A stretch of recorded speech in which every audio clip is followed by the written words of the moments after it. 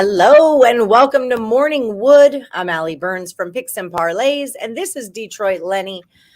It's a Thursday. That means Ross Benjamin's going to be on the show just a little bit later on today. You guys feel free to file in here and ask him any questions you might have about handicapping sports. Don't forget also to like and subscribe, ring that bell for notifications as you're filing on in here. And of course, don't forget about Caesars Sportsbook, up to $1,500 in a risk-free first bet. Just use the promo code MORNING15 or check out the description of the video and you can find the link. That'll get you hooked right up. I need my Caesars back. I meant to go put money in and I didn't do it. And last night I ran into that hedging issue with that parlay. I was so frustrated. I was like, are they just doing this to the Angels game so I can't hedge my parlay? When you text me, I'm like, what are you talking about? And I'm not going to lie, the edibles had kicked in and I was mid-hockey, you know what I mean? So I won't even lie, but I was like, what's she talking about? And I'm like, oh yeah, I remember she had this issue type thing and or whatever. And I'm like, let me look this up. And I'm looking at it and I'm like, man, look at this. Am I missing something here? It was not on there. It was not on there. So I don't know. It's just, yeah, MGM is weird like that about live some stuff. It was on every single other book that I had. So that's what was like really throwing me off. I wasn't sure if like the book was blocking me, if there was some algorithm that because I already had this that I couldn't have this or what the deal was. Some of the parlays were able to get it on their BetMGM. I think Julie got it in Tennessee. Okay. Figures. Damn. But yeah, Circa had it, Caesars had it, BOL had it, and everybody the only book I needed to have it right didn't have it. So that happened. A lot of the games have already started already. Let's do some talking. So if you're in the last Woody standing, obviously you cannot pick one of these games unless you have done it already on the Facebook page. Yes. But we've got the Marlins in right now. There's a lot of people that filled in already on the Facebook that are on games that have already started. So, yeah, I see. I'm putting them in right now so we can have a accurate. I don't know what I'm doing. All right. Accuracy is important. Not one more day for your birthday. Your birthday's tomorrow. I just didn't get out of bed today. I just didn't. I'm in that, like, all that keeps repeating in my head is the Bruno Mars Lazy Day song. Like, I just don't feel like doing anything. And I just woke up, like, my kids left till Sunday. They went with his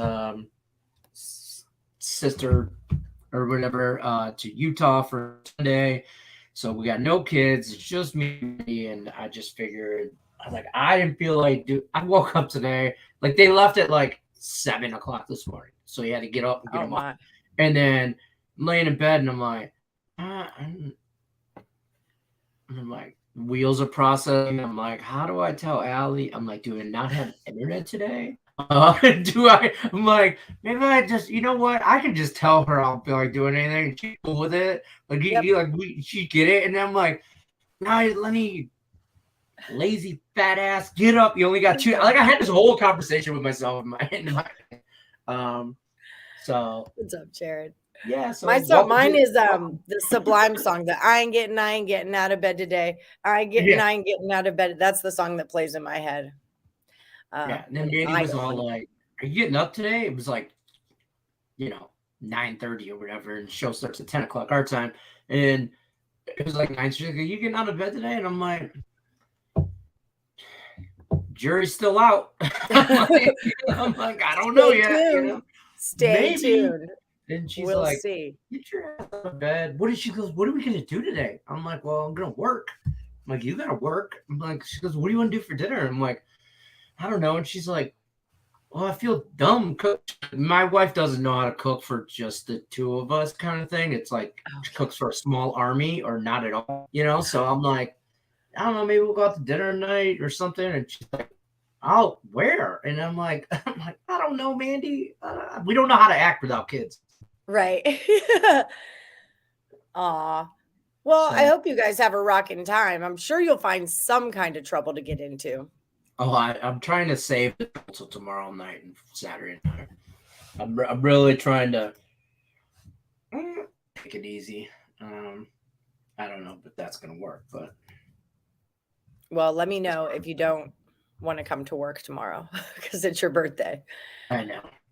I took a whole week off for my birthday, so I could give you a Friday, I guess. I figured you'd be cool with like the day. Yeah, I guess. I'm on the over in this game. In the Astros? Yeah, I've already bet it, and Brian Dance, I mean, good luck to you and all that. I mean, maybe it'll whatever, but Valdez and Talon on the mound, really good pitchers for both pretty decent offenses. I've just got to, Richie P. If Richie P's been tracking my gut plays, I just like that. I got no reason, no data to support that whatsoever. But I feel like that game's going over. Yeah, I was looking at the Astros nerfy too. I took Astros first 5. I might be overzelling, but I took the Astros first 5, and I took them full game on the run line in a 3-teamer. Hold on, this cat has cat business. He needs Cat's got problems, folks. Get lost, applesauce. A whole ass animal shelter. Oh, it's ridiculous. I'm so over it. Dogs. Are you gonna get rodents, snakes? No, I have caterpillars. Did I tell you about the caterpillar situation? No. Please, so Escher's, our neighbor, here they are right here. Our neighbor wanted, well, they're green, so you can't see them. Yeah. But she had a whole bunch of caterpillars on her tomato plants, so she paid Escher $20 to go over there and pick them all off. Now I have 15 freaking caterpillars in a big pot outside. It's either going to be a caterpillar farm or a caterpillar graveyard, and I'm going to lean towards the graveyard because I had tomatoes and jalapeno peppers in a thing in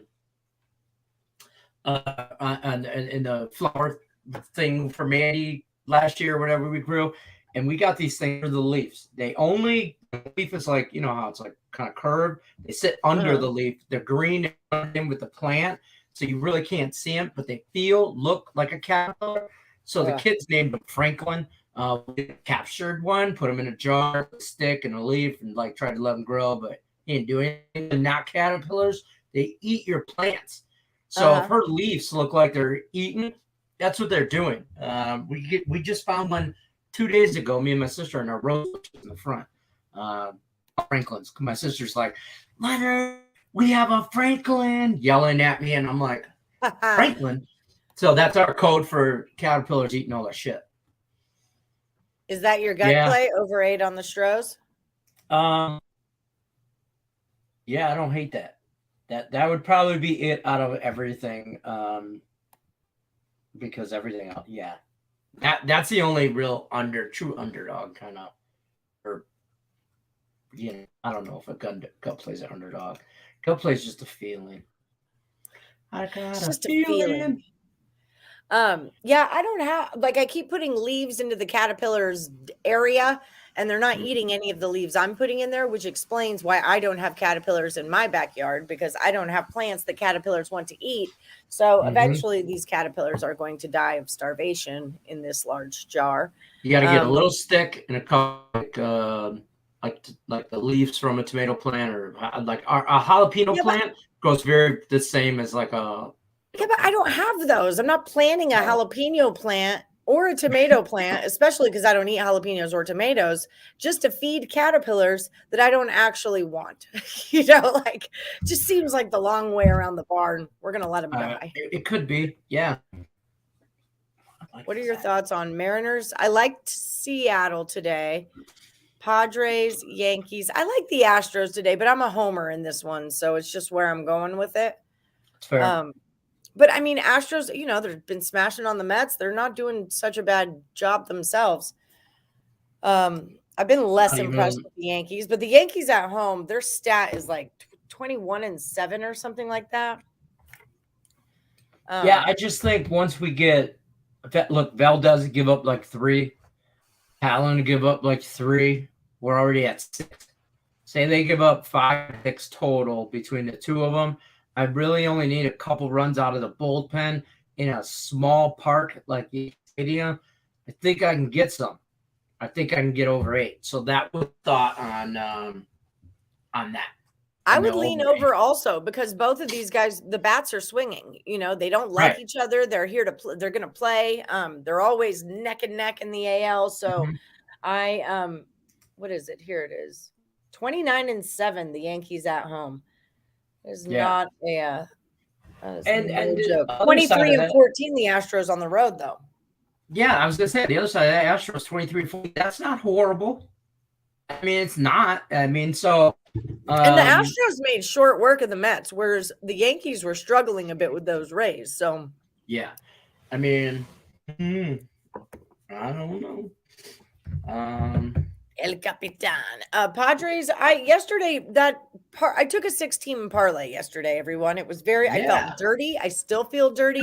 But Elliot V and I go back and forth on baseball plays, and he had sent me on accident this 6-team parlay, and he was telling his buddy, put $40 on this. And I was like, damn, if they're gonna put $40 on a 6-teamer, he must really like it. So just out of boredom and degeneracy, I threw $2 on it to win 35, and it happened. Nice. So Elliot today, I'm telling you that because this is whose plays I'm going to give you. Elliot today has the Mariners, Dodgers run line, Padres, and Braves all in a parlay. But he was asking about Mariners and Padres are both in that parlay. Chill will. My handicap 10 plays are Padres money line and Dodgers run line. So I like both of those. I like both of them actually on the run line. Dodgers are up 1-0 into the second. So I just think the Reds are they're in two different categories, Dodgers and the Reds. So for me, it's been Dodgers running every game they played against the Reds. I feel dirty, Chill Will. I feel dirty. I took the Reds on the run line, and I took that game over 9. Oh, the Stimmy play was the Alouettes plus 3.5. Did you get that? Did he send it to you? Yeah, I think he said it on Game Time. I didn't bet it yesterday. I don't know how that. No, today. Oh, today?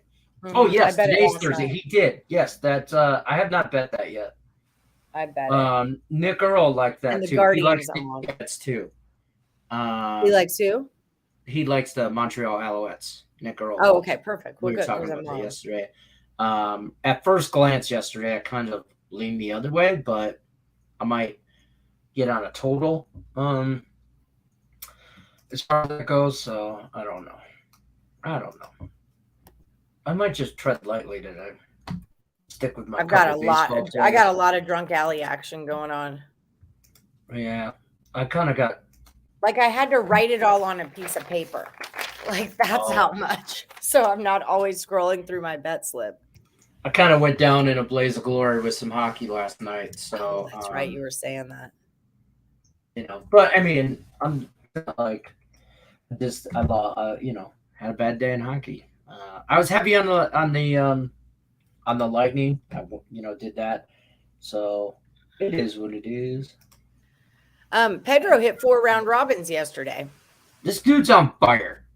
Let me just tell you, this is people. Well, I was going to say send me your picks, but if I start betting on them, you won't cash them. So don't do that. Well, there's that. Oh, the 4-teamer will here. Oh, this is from Elliot V. I'll type it in. It was Padres, Dodgers run line, Mariners, and one more little puppy, Braves. But that one already started anyway, so you can't get in on that. So there's that. And then Stimmy's play was the Montreal Alouettes, and he had 2 WNBAs also. The Alouettes game, that Canadian football, I like. In fact, I'm doing it right now. I don't know why. You can hold it up. 2-team teaser, 6-point teaser. Football's back. I'm going to take the Alouettes plus 9, Alouettes plus 9, and over 7.5 on a teaser, because I can get 20 points from each team, and it'll be a closer game. So that's minus 110. I'll take that all damn day. Okay, I'm going to type that in. Hold on, let me give. This is Stimmy OG. On that right now. That's his. This one is Elliot. V sugar. V boom boom. Allie, why can't we just type like we do it every day of our lives? Okay, and what's your teaser? Montreal Alouettes +9 and over 37.5. Eddie Sanchez, yes, you're still in last Woodies standing, and I already got you on the Yankees money line. I saw it on Facebook. Okay, we got it. All right, Ross Benjamin, our special guest, is here.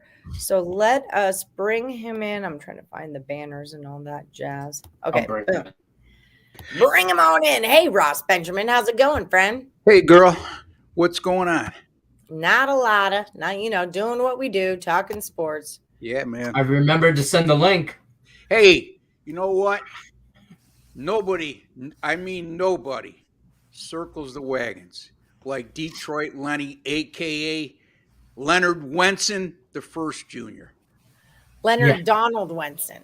Donald Wenson. He loves it when Ross, it's my birthday tomorrow. Yeah, his birthday's tomorrow. I need a birthday pick. Yeah. As long as you weren't going to ask me for a birthday kiss, you got me a little worried there for a second. Just birthday spankings, Ross. Just spankings. Hey, like, is Ellie going to go to your birthday party since you didn't go to her? Jesus Christ, Ross. You just can't stop in the pocket, can you? Thanks, Ross. Thanks for that. I'm out. Man. I couldn't resist that one, you know? Yep. He deserved it. He deserved that. I know. Listen, Allison, if I was in Las Vegas, I would have been there. I know that for sure. Chip came. The old Chipper came. Yeah. How was your brunch with Chip? Did you go to brunch the other day? No, we didn't do it. I didn't feel good. I had it was a weird Saturday night, and I just woke up and was not feeling like doing anything pretty much. I was looking forward to hearing some funny stories about that, but we'll go this Sunday. It's an every Sunday thing. So yeah, I'm sure I'll see him this Sunday. He owes me money for my birthday. He does. Mm-hmm. All right. I'm rich now. He's told me he was going to give you $100 bet. He was going to book $100 bet from you. He did, and I cashed it. Did you really? Yeah, it was the Warriors +4. That's a beautiful it was the Warriors thing. +4. Yeah, so he owes me money, that Chipper. I don't know how to collect him. Like, do I just keep going? Are you like my new sports book? Is this like a way that take we the do 100 this? and run, Ellie. Yeah, take the money and run. 100 and run. Yeah, make him pay for that outlandish challenge. Yeah, it was just a 6-teamer. I had a 6-team parlay last night, which I never ever do, but I actually cashed it. Wow. I was so frustrated because the final game, I almost left the Angels off of the card because I'm not jiggy with the Angels right now. But the reason I kept it on was because it was the late game and I would be able to hedge it. I figured I could get plus money on the Royals if I got that far down the line, and I did. And then the book I used, that game was not live. They would not let me bet it live. And all 3 of my other books, it was up. I could have taken action elsewhere, but the only book that I had money on, I couldn't, and it really ticked me off, but I didn't need to hedge it anyway. So there's that. Happy birthday for tomorrow, Lenny. 49. He's so big. Yeah. So big. What are you looking at today? I've got a lot of three. I got 3 picks going tonight in at sports at picksandparlays.net, excuse me. And 2 totals in a run line. And I've been doing awfully well on the run lines of late, 9-2 with my last 11. You know, Ellie, I probably made more run line picks this year than I had all of last year, just because these lopsided money lines that we've been seeing consistently, where it just seems like daily half the board or more, it consists of money line favorites of -150 or greater. Mm-hmm. It's just not the way to do it. Are you big on laying the 1.5 or taking the 1.5? I'm big on laying the 1.5, and especially at plus money. Nick Earl and I were doing some quick math about yesterday while we were doing free picks about how taking, what is it? Like the Dodgers 37 and something. If they win the game, they win by the run line. Yeah. And that's some kind, 75% of the time is what Nick was saying. Like 75% of the time, if you take the favorite on the run line, they would have it cashes. Yeah, is that just for this year? I don't think that would be the case for. No, it's this year. Just the Dodgers you're talking about, specifically the Dodgers, or all teams? It was two different conversations we were having at the same time, so I'm not exactly sure. Definitely the Dodgers, but I want to say that 75. I want to say it was. I'm pretty sure that's the Dodgers, because I know that they were even higher than that up until a couple weeks ago when they went into a little bit of a funk offensively. But yeah, I mean, for example, Joe Musgrove goes tonight for San Diego Padres. He's 11-1 and his team starts this year. And 9 of those 11 wins have come by 2 runs or more. So, you'll get a lot of people, the pundits will tell you that, a lot of games end up as a 1-run decision either way. And I agree with that. But by the same token, you got to pick your spots, and you'll go broke this year laying these big money line favorites if that's the way you like to go. I mean, you might have some short-term success, Allie, but over the long haul, you're going to lose a lot of money betting on favorites every day of minus 155, minus 170. I saw a handicapper put out a minus 200 the other day, and somebody who I thought very highly of, and I just scratched my head. I don't know how you can give that to the general, your customer or clients. I mean, I wouldn't even bet on a minus 200 myself, let alone give it to a client. So, it's just not smart money management. Yeah, no, not at all.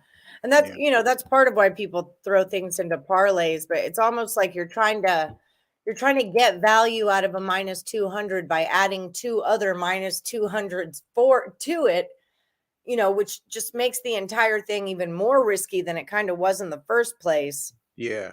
Oh, the Braves are up 6-1 on the Giants.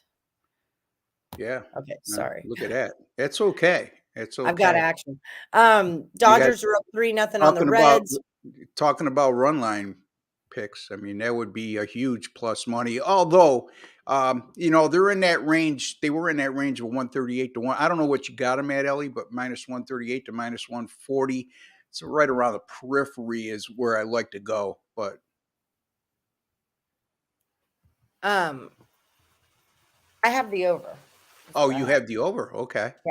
Yeah. Very nice. Sorry, I was reading several things at once there. That's okay. I crashed over at my mom's house last night, and it's like that whole sleep on the couch. I didn't really get to sleep thing, and I'm groggy, so I apologize if I'm a little off my game today. No, that's okay. That's okay. We all have those days, Anybody who says they don't is a liar. Yeah. So here's a question. And guys, if you have any questions for Ross, throw them into the chat. Let us know. Wood kept slipping on the mound. Braves just ate him up. Oh, well, that's going to happen to you. That is going to happen. How do odds makers become odds makers? How do odds makers become odds makers? Like, what's the line of succession that you get to? Well, usually odds makers, first of all, they're mathematical geniuses for the most part. Secondly, I would say that 90% or more started out as a local bookmaker back in the day and honed their craft that way. And that combination of that experience plus their mathematical prowess catapults them into that type of position. And of course, when they do get an odds maker job at one of the casinos, they're under a lot of scrutiny for a short amount of time anyway, to make sure that it's not an easy job. But I would say that for the most part, because the major casinos in Vegas, the sports books, and now in the States, they're very good at the people they put in that position. So if you ever think you're smarter than an odds maker, that's the first sign of failure you're going to have. Yeah. Here's a good question. How much do you take certain teams laying an egg or killing it in certain cities into effect when you look at games? Like the Mariners are 11-3 in the last 3 seasons in Oakland. I know the Mariners Trout hitting the Angels hitting in Seattle is a really big one. Trout loves to mash home runs in Seattle. So stuff like that. How much do you take that Yeah, into? I mean, I wouldn't just look at that 11-3 and just stop there. I would say, well, okay, not much has changed in the Seattle roster from last year. If anything, they improved slightly. The Mariners are starting to play better on the road. I believe now they've won 7 of their last 9 on the road. Oakland is, if I recall correctly, something like 7-27 at home. They are 4-23 in their last 27 at home. They're 3-17 as a money line underdog of plus 100 or greater, and they can't score. 1.9 runs per game over the last 7, under 3 runs per game at home. I would put a lot of stock in that, but just not looking at it on the surface and say, well, the Mariners are 11-3 at Oakland. They got to be the play. You have to do a little more work than that. And then, of course, you always got to look at the starting pitching matchup and the money line. In this particular instance, let's see, today, I believe Seattle opened as a minus 120 money line favorite today. And they are currently anywhere between 123 and 130. So, I mean, that's a reasonably sized as far as laying juice. So, yes, I would put a lot of stock in that particular instance. For me, how much attention do you pay to like getaway days? Like that might be the like Seattle smashing, but tomorrow Seattle's got to go somewhere else. So maybe this isn't the game that trend continues on because they've got something else going on. Does that matter to you at all? Not really, because, it's not like the NFL that plays 16 games a year, college football that plays 10 games a year or 12 games a year, excuse me. So it's a 162 game season. You don't look ahead in Major League Baseball, so it's a whole different entity handicapping Major League Baseball as opposed to football or even basketball. So no, I don't put a lot of emphasis on that. I mean, I may look at, getaway days are usually a Thursday, sometimes a Wednesday. You may want to look. I'm not a big proponent of days of the week, but when I see a team is very good on a Thursday or very bad on a Thursday, I'll take a second look at that and say, okay, let me see how they do on getaway days, that kind of thing. Right. Astros are really bad on Saturdays and Phillies are really bad on Tuesdays. That's what we know. How did you become a successful bettor? Well, I went through a lot of pain and tribulations as a young man. Yes. So, and then I, really worked at honing my craft. And I started to look at what other guys were doing that were successful. I read a lot. And educated myself as much as possible. And in my younger days, I was the right-hand man of one of the big bookies here in Western New York. The statute of limitations has passed. So, and you learn I mean, it's ironic you're asking me that question. And also the question about the odds makers. It's unbelievable how much you learn on the other side of the table first that you could apply to your own specific handicapping daily. I learned that you need to start looking at where the money's going, that more times than not, the public is on the wrong side. Not always. You can't put a lot of stock in that, but little things like that I picked up, Allie. And then I was always extremely good in math. And regardless of what anybody tells you, numbers don't lie and liars don't figure. I like that. Do you remember Kurt Alexander? Kurt Alexander. He used to be a capper with us. He's a good friend of mine. We were watching the hockey game for a little bit last night, and he said it was an under all day long with the game like 8-2 or whatever that game 3 was, or 6-2. Why wouldn't they hang that at a 6.5? He was like, that line just looked wrong. With that should have been a 6.5 all day, and because it was a 6, it was an underplay, and stuff like that stands out. Yeah, you have to. Chip looks at stuff like that. I mean, that's basically his foundation. Chip Chirimbus, I'm referring to, of picksandparlays.net. And it's a good thing to look at. No, I'm not a Jersey guy. I'm a Western New York guy, Rochester, New York, about 60 miles east of Buffalo. Um, anyway, I'm sorry I answered that, Oh, you're good. gentlemen. But yeah, I mean, especially when you look at stuff in college football and college basketball, you'll see a line that will stick out to you and just looks not right. Mhm.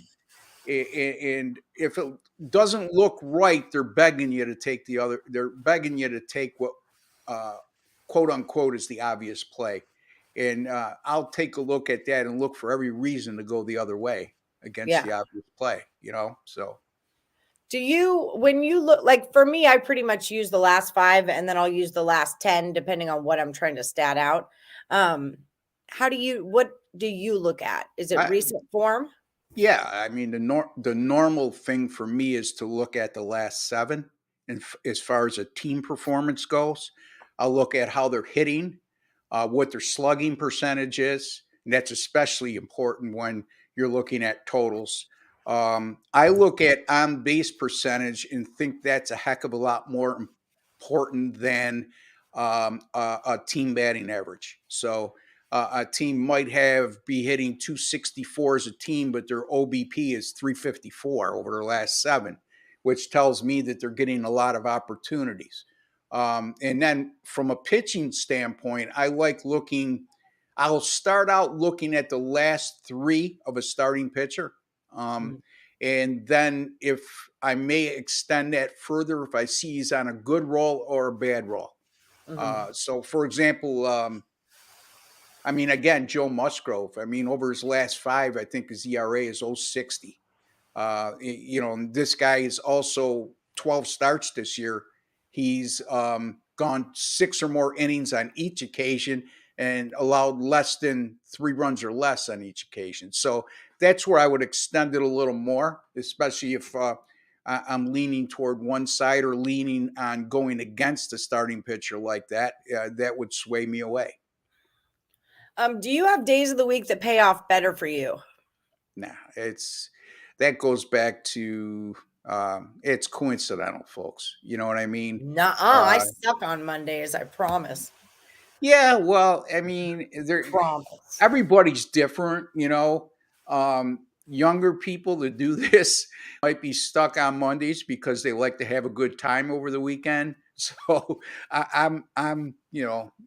I'm at that age where I love to have a good time, but that's not a consistency on a weekend basis. But I'm really really picking at straws here, but I don't believe in. I think anything along those lines is purely coincidental. It's really just baseball for me. I'm okay during other sports, but baseball Mondays aren't good for me. They don't work out. It's Yeah, they're something about usually a them small moving card. teams. Yeah, Huh? it's usually a small card on a Monday or an Mhm. abbreviated card. You'll never get a full card on Mondays because a Yeah. lot of the off days come on Mondays and Thursdays for the most part, right, Ellie? So that Mhm. might have something to do a little about it. That where the board shrinks, you don't have as many options, and for a volume player like you, that may affect you. I mean, again. I'm just trying to be rational about why that may occur. Right. No, I feel you. There's something that I just miss. I like to see how they're playing before they play each other, and Monday is that first game for a lot of series, so I think that's part of it too. Ricky wants to know, do you think different books' public consensus reports differ? Absolutely. Mhm. 100%. So what I like to do is when I look at that, find something you're very comfortable with. I use the Action Network myself for this. I think it costs me a nominal fee a year.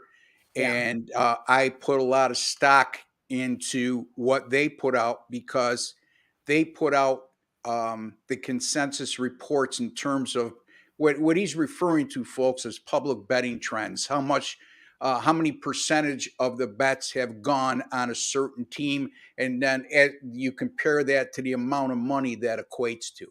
So what you want to do is find one that you find to be very consistent. And I would, when you start looking at each sports book and their consensus reports, it gets a little bit overwhelming and confusing. I would just try to narrow it down to one specific spot you look and feel confident in their ability to put out accurate numbers. Right. Yeah, I have my one spot that I look for free, but I know it's not always accurate just from like talking to other people, that we'll both be looking at it at the same time. And I know that it's not right. But mine's free. So it's just more of a gist of it. You don't get the gist of it. Yeah. It's a credible site, though. I will say that it's not a non-credible site. I think it's just because I don't pay for it. It's maybe not as on point. What, you're talking about action? Yeah. What are you talking about? I can't say it on air. Oh, okay. Rickett says, I think also like Verlander has faced not great teams, so had great numbers. And then he faced tougher teams with much different results. So like basketball strength of schedules for pitchers, I factor in. I do that as well. And then like, especially the other day, I was on Joe Madden's show and I gave out a pick for the Diamondbacks and the Padres. And, like when you look at how many runs the Diamondbacks have scored compared to what they allowed, but then you realize that in one game they allowed 11 runs, which is like totally off their deal. Then you readjust. Same thing with the Padres. I think it was like, 36-27 is what they scored and allowed. But the Padres had one game with 19 runs in it, which doesn't happen for them. Yeah, to take that out now, it's like totally out. Yeah, now they actually skew. allow more than they score. Yes, it's a skew. To answer his question, Ricketts' question, I look at stuff like that. I mean, you could look at Verlander, how he's done against teams that currently have a winning record versus how he does against teams that currently have a losing record. Certainly that comes into play. I mean, how does he do against teams that are hitting 265 or better as a team, compared to other teams that don't do as well? So yes, that's always a consideration. So much to think about. There I really, missed really one is. more question here. We just missed. Oops, sorry. Hold on one sec. I don't know. I lost it. It's okay. Who is it? For whoever what that was on the screen, if you could send it again, I'd be more than willing to answer it for you. Let's not fall in love with these 5 and 6 teamers, folks. Still, so it's their thing. Yeah, it's what they do. I've been trying for 2 years to talk them off of those, and then please don't ask me no questions about that because you're not going to like the answer. So yeah, that's just it. No what about day and disrespect night splits? Do you look at day and night splits for pitchers? Absolutely, 100%. I do. Okay, I look at team day and night splits. I look at pitchers day and night splits. I look at bullpens day and night splits. There's a lot to be said for that. What about lefties versus righties? Do you put a lot of focus on like certain teams just hit lefties and certain teams just hit righties well? Yeah, I mean, certain teams fare well against lefties. Again, to bring up the Padres, they're 17-7 versus left-handed starting pitchers, and they hit like 40 home runs in those 24 games. So something like that stands out to me, and then who are they facing? What kind of quality left-handed pitcher are they facing on that particular day? Right. Certainly, absolutely, Ellie, I definitely do. And, you tend to look more at the left-handed when they're facing a left-handed starting pitcher because the majority of games are going to be versus righties. That's why they tell you if you have a kid, teach them how to pitch left-handed if you want them to get to the majors. So, Sean Austin, I'm on the Astros, so I don't know. Do you have a feeling Yankees money line, run line? On tonight's game? Yeah, I mean, I think that's I like the pitching matchup. I know Tejon has been a little bit shaky over the last 3 starts, but he's pitched very well over the long haul. And Framber Valdez is terrific on the road. A 1.61 ERA on the road in 7 starts. And the Astros have played 5-1-1 to the under in those starts. So, you look at this Houston team and you think of those high-powered offenses they've had in recent years. Now, they are hitting better of late, but this is a top under team in baseball right now this year. So, If you look at their splits in terms of over and unders, even on the road and home, it's consistent and it's consistently high toward the under. So something to keep in mind there. Brian says, I feel that when lines open up, say like minus 120, then moves immediately to say minus 150, are the teams sharps money? Those are the teams that the sharp money is on rather than later when public money moves the line. Do you feel the same? So yeah, when should we look at when that moves? Yeah, I mean, early line movement and late line movement is usually has to do with sharp money. Now, there are occasions why that line might have went to minus 120 to minus 150. So you have to look beyond just that line movement. Okay, has there been a starting pitcher change? Is key players out of the lineup for the underdog? I mean, are they resting a guy who's hitting 350 and is their top RBI guy? Those are the type of things that I look for when I see an abrupt and early line movement like that. But to answer the question, yes, more times than not, it's sharp money that would move a line from minus 120 to minus 150 as long as everything is the same from the opening line to the movement. And what I mean by that is it's the same starting pitchers. There's no critical players out that day. The starting lineups are basically what they would have been on a normal day. Then I would say, yes, that's, a sure tell sign of sharp money. Let's face it, sharp money, folks, is people who bet a lot of money and people who are consistent winners in the sports book's eyes. Mm-hmm. And public money is not going to move a line from minus 120 to minus 150 within the first hour it's on the board. Right. Public money, there are a lot of public bettors that are big bettors, but I would say that over 90% of public bettors don't qualify in that regard.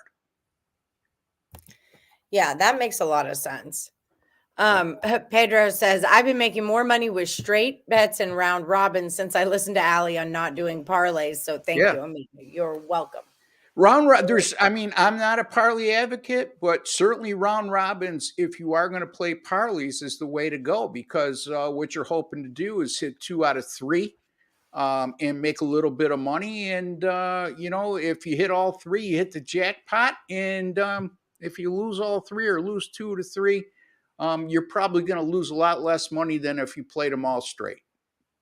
Lenny, Pedro hit 4 round robins yesterday, but Lenny is who got him into that. Lenny's really good at round robins. That's kind of round robins. Now we're talking Major League Baseball round robins. Okay, so I'm not a proponent of, for example, a round robin that has 3 money line favorites of 140, 135, and 140. I mean, right. Because even if you hit 2 out of 3, you're either going to break even or lose money still.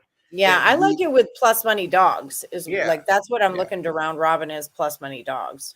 And especially with these run lines now, I mean, there's if you look and really dig deep, you'll find, like Ellie just said with the LA Dodgers, if you like the Dodgers to win the game, 75% of the time they've covered the run line too. And that number, again, to repeat myself, was even higher than that to begin the year, probably the first 2 months of the year. So there are teams out there. You want to look at the percentage of times they win by 2 runs or more, just on the win column, if you like them to win that day. And that'll get you away from these stupid minus 160 and minus 170 bets, so. Yeah, I'm not into that. It's 150 or below. And even like I've said it before, even if it's 150, I got to really freaking like you. I got to be into it at this point. I mean, if it's the playoffs and it's a 1-game situation and there's only 1 game on the board that day, which doesn't happen in Major League Baseball until postseason time, or limited, even on a day in the Major League Baseball playoffs where there's only 3 games on the day, you might entertain going somewhere around minus 150 because of the choices, and you get more. To me, it's a lot easier for me to handicap a game when there are 2 good teams. And then if a team's minus 150, that's a perfect example right there. What you touched upon earlier, Ellie, is For example, if the Dodgers are playing the Mets and the Dodgers are minus 150, okay, those are the two best teams in the National League. And Right. that's a pretty high number with that being considered. Now, what's the starting pitching matchup? And then you go from there. Yeah. Oh, and I will second that. Oh, he'll second that move with straights versus parlay. Straight bets all day, unless I'm feeling a pretty good prop bet parlay of no more than 3 legs. And I've always said, straight bet your parlays. If you're going to do all the work to come up with these bets that you think all of them will cash, straight bet them, and then put a little bit on your parlay. And that's a lottery ticket. So if one of those misses, it's not all your work just goes in the garbage. You cash And the stuff over if you're here. red hot, okay, and the numbers are right, then you bet all three, and then you bet a 3-team round robin. And I always leave the 3-teamer out, by the way, folks. I forgot to mention that. When you bet a round robin, it's very enticing to bet 3 2-teamers and a 3-teamer. By adding the 3-teamer, you're going to lose money if you hit 2 out of 3. So I know that's what I mean. If you're going to bet a round robin and also bet the 3 games straight, you use 2 out of 3. If you hit 2 out of 3 straight and 2 out of 3 on the round robin, you're making money. So Right. you have to be smart too. I mean, it's just not about just betting a round robin. It's Right. live. So. Yeah. That's it's like creating a parlay where I really like these guys to win all by themselves. Are you Does watching Leonard Wenson bet is Leonard Wenson available? Is he there? Sugar balls. I'm here. What did I do? Leonard Wenson, the first junior. Do you use a 3-teamer on your round robin parlays? Yeah, I do the 2s and the 3s. You should get away from that. I know. I mean, you may have hit all 3 a couple times, but I mean, you always want to err on the side that you want to make sure you're making a profit out of it when you hit 2 out of 3. The majority of my round robins are during football season when I'm talking like minus 110s. And but even like then, that, Allie, even then, Lenny is they're all 110s, right? So $100 parlay, and I'm using hypothetical numbers. Right. I know round numbers, right? Okay, so $100 parlay, 2-team parlay at minus 110 will play $260. All right, so if you hit all 3, obviously you win $780. You hit the jackpot. Right. But if you hit 2 out of the 3, you're going to pick up $60. If you use the 3-teamer as an equal $100 play, you're going to lose $40 by hitting 2 out of 3. Again, don't fall in love with early success on using that 3-teamer every time. Because so my particular strategy is like if I got like three football teams, just for hypotheticals, all minus 110, I'll bet. And just where you're choosing round numbers, I'll throw say $100 on each team into each bet individually, and then I'll throw 50 on the 3-teamer. So just in case I have a really good day. You're not betting a round robin. You're betting a 3-team parlay. I'm betting all 3. Well, yeah, I'll throw 50 on the 3-teamer and then throw 50 on the 2-teamer. And then I'll throw 3 single bets on all football teams. And I'm telling you unequivocally. So I guess 5 bets. That's not smart money management. Because look, anytime you hit 2 out of 3, you want the bookie to pay you. Okay. Yeah. You don't want to ever lose money by hitting 2 of 3 bets. And you're losing money by doing that. I mean, so you're losing money on the round robin. Okay. I understand you won 2 out of 3 and the round robin's in a smaller proportion than your straight bets. But the idea is with that round robin, make that a whole separate entity than your 3 straight bets. If you look at it like that, again, it's a matter of preference, but I'm telling you. Yeah, I never thought of it that way, but it makes sense. Yeah. If you have to look at every situation you bet and put you in the best possible advantage. And by betting the 3-teamer in the round robin, you are not, because you're not assuring yourself of a profit by hitting 2 or 3. Otherwise, just bet the 3-teamer then. You know what I mean? Right. Just bet. You're going to lose money anyway if you're hitting 2 out of 3. And I'm not a proponent of betting a 3-teamer. The only thing I would alter from what you're doing right now is just eliminate the 3-teamer. Bet 3 2-teamers. Okay, so Two now if you're teamers. 2 out of 3 on your straights and 2 out of 3 on your round robin, you collect on each one. Does that make sense? Yeah. Okay. Now, I don't hate you know, that. So what bet you it by do with it twos is, instead of 2s and 3s is Better by basically it. 2s instead of 2s and 3s. listen, I just saw, I'm a parlay guy and I'm very successful at it. And with all due respect, and I am a parlay guy, I'm very successful with my parlays. Omar, I don't know you, but you're full of shit. Okay, so let's move on. Don't say that to my guests. Yeah. Well, Sometimes I'll bet a parlay going into it knowing full well I'm cashing out. I don't have cash out option. In Vegas, we don't Yes, get you cash won't have out. cash out. That's like a thing. They're not letting And my us cash parlays are like 3 teams. Like anything over 3 teams for like a 4 or 5, I consider a lottery ticket. Like I'm just that's a lottery ticket. Like you go buy a scratcher. Okay, Yeah, you got a better idea buying the scratchers. I guess a popular thing these days, in when it comes to parlay betting in Major League Baseball, is okay. Three quarters of the board today is minus 155 and above. So I'll bet a 3-teamer with a minus 200, a minus 170, a minus 160. You know, I guess you know the probability is better, but the payoff is what you put up, and the reward you get is very small. I'm not. Listen, I don't think a lot of people today. And I don't mean nothing against Omar, Ellie. Right. I know you're. But listen, I'm the type of guy. If you don't know me by now, I'm a straight shooter, and if I think you're full of baloney, I'll tell you. Okay, and I'm not helping you by saying that's great, Omar. You're a great parlay player. There's no great parlay players. There's not. You know, you might have some success for a short amount of time. It's like these morons right now that call themselves professional sports handicappers. This business is diluted with. They have 3 weeks of making sports bets and say, hey, let me create a website. I'm a pro. You know, professional, that word professional comes from years of success. And when you get a guy like Omar that says, I'm a great parlay better, and again, I'm picking on Omar and it's nothing personal. I would say, Omar, go to a website that monitors you, or go to an independent source and don't hate I don't hate the player. I just think that what you're saying, you're full of baloney, Omar. Come on, my man.